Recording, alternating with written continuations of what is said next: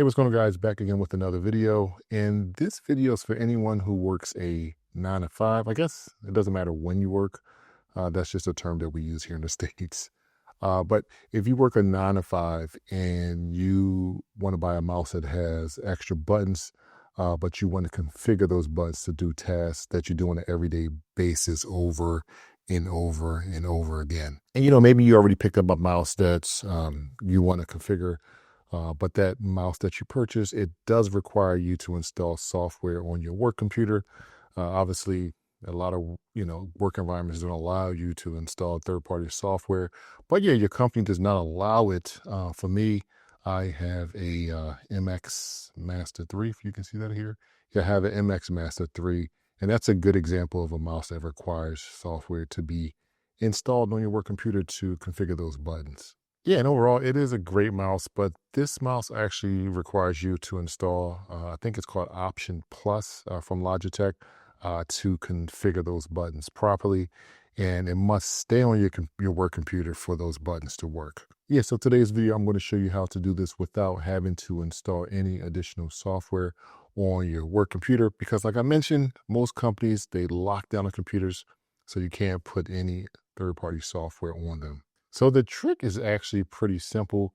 All you need is a mouse that has onboard storage, which pretty much means you can configure the buttons on, let's say, your personal computer, and then you can plug that mouse up into your work computer, and those buttons will work the way that you configure them from your personal computer. Yeah, so the mouse I picked up was the G502X, which is from Logitech. Initially, I was kind of being a little bit cheap, and I picked up the G502, which has a wire. I think it's something about just going wireless that I'm just probably used to. So just kind of keep that in mind. But if you want to use a wired one and save a couple bucks, you can definitely do that.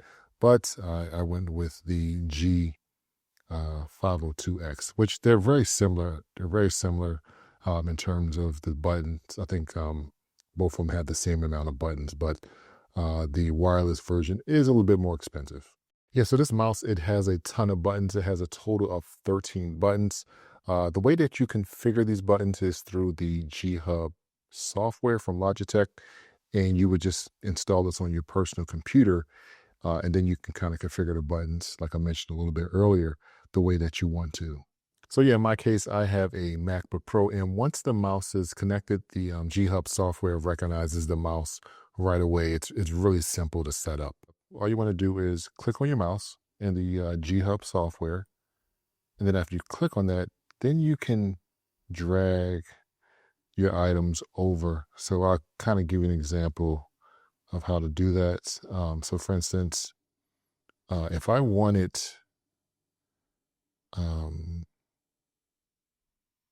let's go to system, because this is going to give me a lot of buttons. Let's say I wanted a lot of stuff here.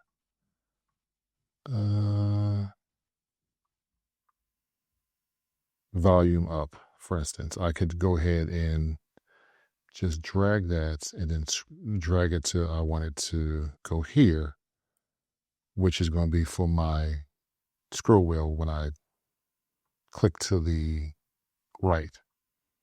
I had to think about what's my left or my right. I will put this back to copy because I like to have copy there, and my muscle memory is already there. So I'm gonna move that back. And then once you have everything you want, you would click the gear icon and then make sure you turn your onboard storage on so it can save all your settings to your mouse. There's one last step you have to do. You want to click on your profile, which is normally going to be default unless you're really fancy and you have profiles or all kind of stuff.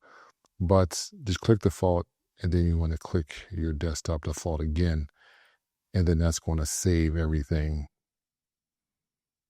to your mouse, and you should be fine. Now, one nice thing here, you can actually create macros.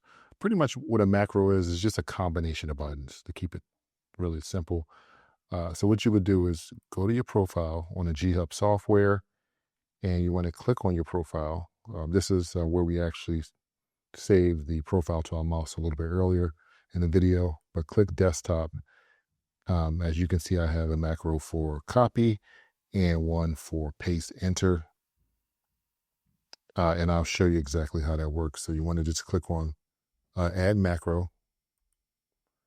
And then you want to give the macro a name. So we just going to call it tests, just so I can show you. I'm going to press the enter button. And for me to kind of keep it simple, you want to just do no repeat. And then you want to just click start. So, and then you want to record keystrokes. And then, so let's say I wanted a macro for R, I don't know, plus H. Not sure why you would use that macro, but kind of keep that in mind. And if you see here, it actually records me pressing the button and releasing the button. Same thing for the plus, I guess, would be equal because it shares the same button. And then H, same thing. And then you would just click stop. And then you would just save your macro. And then you see I have that macro right there. So you can actually use it however you want. So I'll show you if I go back to my device, I have to turn off my onboard storage first.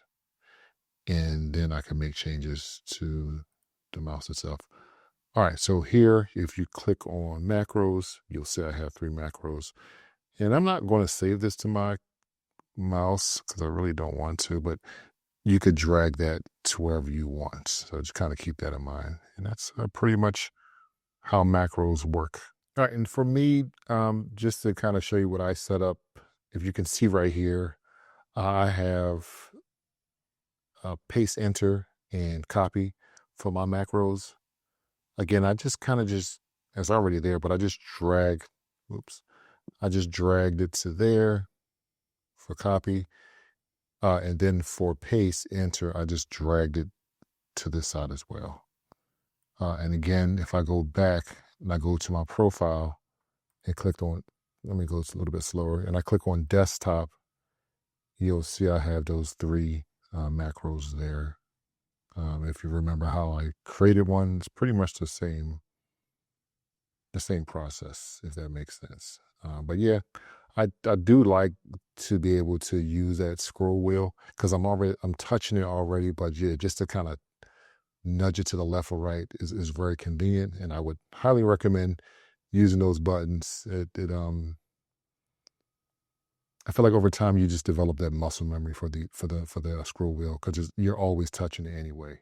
Anyway, yeah, that's pretty much it. Pretty quick video, I promise. If you have any questions, just let me know.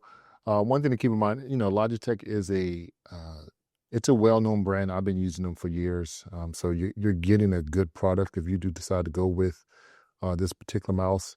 I'll leave a link in the description below if you're interested in picking one up.